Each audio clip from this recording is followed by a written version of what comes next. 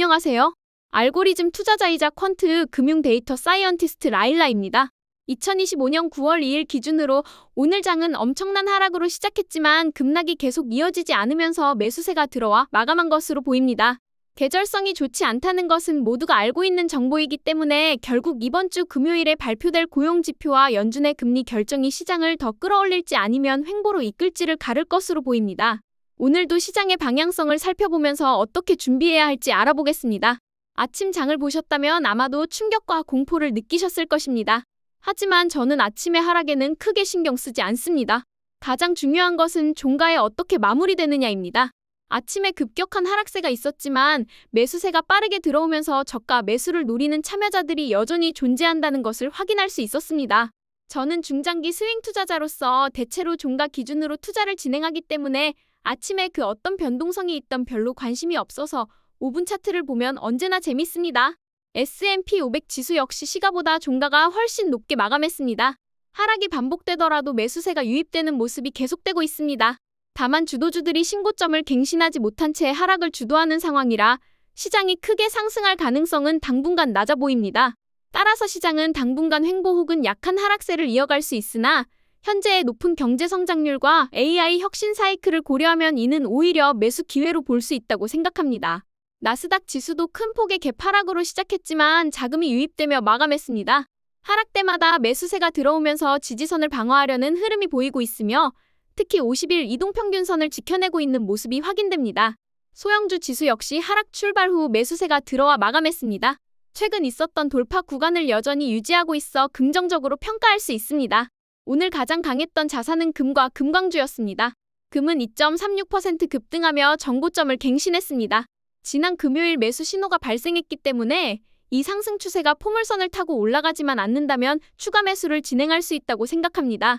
비트코인은 저점을 형성하며 다시 상승하려는 모습을 보이고 있습니다. 당분간은 횡보와 공포 심리가 교차할 때마다 분할 매수 전략을 쓰는 것이 좋겠습니다.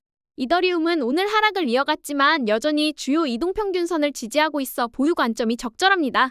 공포 탐욕 지수는 9월 2일 기준 61호 탐욕 구간을 유지하고 있습니다.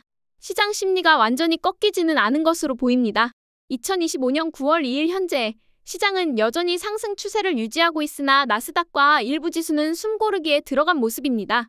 특히 주식시장은 언제나 혁신 사이클 속에서 주도주가 신고점을 돌파할 때 진정한 상승 추세가 만들어집니다. 당분간은 시장이 쉬어갈 수 있다는 점을 유념할 필요가 있습니다. 그럼에도 불구하고 4월과 비교했을 때 주요 주도주들은 여전히 50일 이동평균선 부근을 지키고 있으며 하락 시 자금 유입이 이어지고 있습니다. 이는 자금이 빠져나가는 것이 아니라 섹터 로테이션이 일어나고 있다는 의미입니다. 따라서 저는 여전히 주식 비중을 80에서 100% 수준으로 유지하는 것이 적절해 보입니다. 지금은 AI 혁신 사이클의 매우 초기 상태이며 장기적으로 본다면 자금이 생길 때마다 매수의 관점을 유지하는 게 좋아 보입니다. 주도주들의 현황을 살펴보도록 하겠습니다.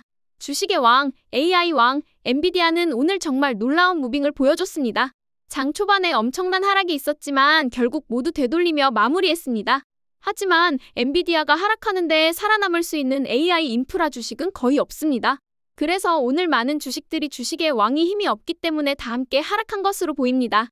이토록 주도주의 위력은 주식시장에서 매우 중요하며 주도주들이 정고점을 갱신하지 못한다면 시장은 횡보할 수밖에 없다는 것을 잊지 마시기 바랍니다. 50일 이동평균선 밑에서 살짝 머물렀기 때문에 모멘텀 투자자라면 일부 물량을 정리하는 것이 좋습니다. 하지만 이 정도 하락으로 장기 투자가 흔들릴 이유는 없다고 생각합니다. 따라서 장기 투자 관점에서는 지금부터 주의 깊게 지켜보면서 언제 추가 매수를 할지 고민해보면 좋겠습니다. 주간 차트 기준으로는 중기 추세가 다소 꺾인 모습입니다. 모멘텀 투자자라면 이런 구간에서는 단기 물량을 줄이고 장기 물량만 유지하는 것이 좋아 보입니다. 팔란티어는 2주째 가격이 내려갈 때마다 강한 매수세가 유입되고 있습니다. 장중에 50일 이동평균선을 무너뜨려도 종가 기준으로는 지지를 유지하는 모습이 보입니다. 현재는 베이스를 형성하는 구간이며 162달러 부근에 저항선이 생겼습니다. 베이스 형성은 최대 3에서 6개월도 걸릴 수 있으니 인내심을 갖고 지켜보는 것이 중요합니다. 그리고 오랜 기간 베이스를 형성한 주식이 더 길게 더 높게 올라갈 수 있다는 점도 잊지 마시기 바랍니다. 팔란티어 역시 엔비디아와 비슷하게 중기 추세가 무너지기 직전입니다.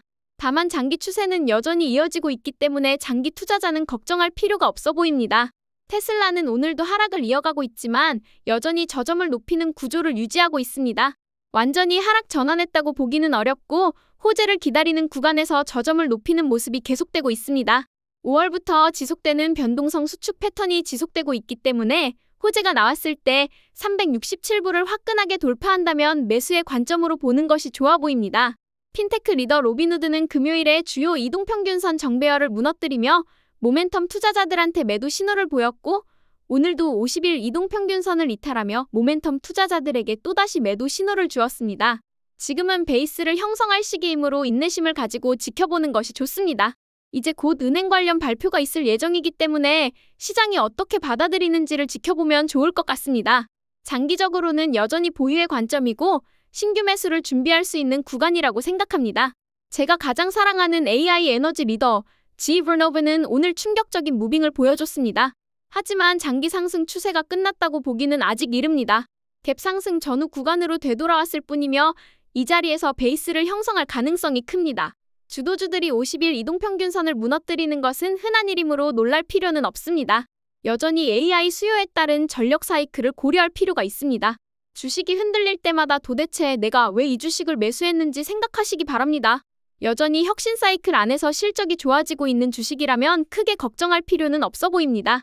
항공우주 리더 로켓랩은 오늘도 몇 안 되는 상승 종목 중 하나였습니다. 계속해서 새로운 재료가 나오면서 상승 추세가 이어지는 것으로 보입니다. 곧 실적 발표를 앞둔 브로드컴은 오늘 엄청난 자금이 유입되며 방어에 성공한 모습입니다. 이번 사이클에서 반도체의 리더로 자리 잡고 있으며 아직 추세가 무너지지 않았습니다. 다만 실적 발표 이후 시장 반응이 더 중요할 수 있으므로 지금은 보유 관점에서 베이스 형성을 지켜보는 것이 좋습니다. 구글은 독과점 소송이 마무리되면서 이제 상승 추세를 강화할 것으로 보입니다. 최근 정고점을 돌파하며 매수 신호를 보였고 장 마감 후에도 상승세를 이어가며 추세가 지속될 것으로 보입니다. 오늘도 사이클을 살펴보면서 마무리해 보겠습니다. 드디어 길고 길었던 단기 상승 추세는 머리 고점을 지나서 오른쪽 어깨에 다다른 상황으로 볼 수 있습니다. 상승 추세가 19주째 이어졌기 때문에 앞으로 50일 이동평균선을 여러 차례 하회하더라도 놀랄 필요는 없습니다. 지난 8월 한 달간 횡보를 거쳤고 이번 하락은 단순히 8월 상승분을 되돌린 수준일 뿐입니다. 대상승장의 시작에서 매수하신 분들이라면 아직은 크게 걱정할 필요는 없어 보입니다. 무엇보다 지금은 대상승장의 10주차에 해당하기 때문에 보통 1년에서 1년 반까지 이어지는 흐름을 고려하면 여전히 긍정적인 국면입니다. 따라서 중요한 것은 좋은 실적을 내는 종목을 꾸준히 확인하며 진입 시점을 고민하는 것이지 섣불리 모두 매도하고 떠나는 것은 바람직하지 않다고 생각합니다. 큰 분은 반드시 사이클을 고려하면서 장기 투자할 때 얻을 수 있기 때문에 AI 혁신 사이클 안에서 크게 장기적으로 보는 것이 매우 중요한 시점이라고 할 수 있습니다. 오늘도 저희 전략이 재미있으셨다면 좋아요와 구독 버튼 눌러주세요. 지금까지 방구석 헤지펀드 매니저 라일라였습니다.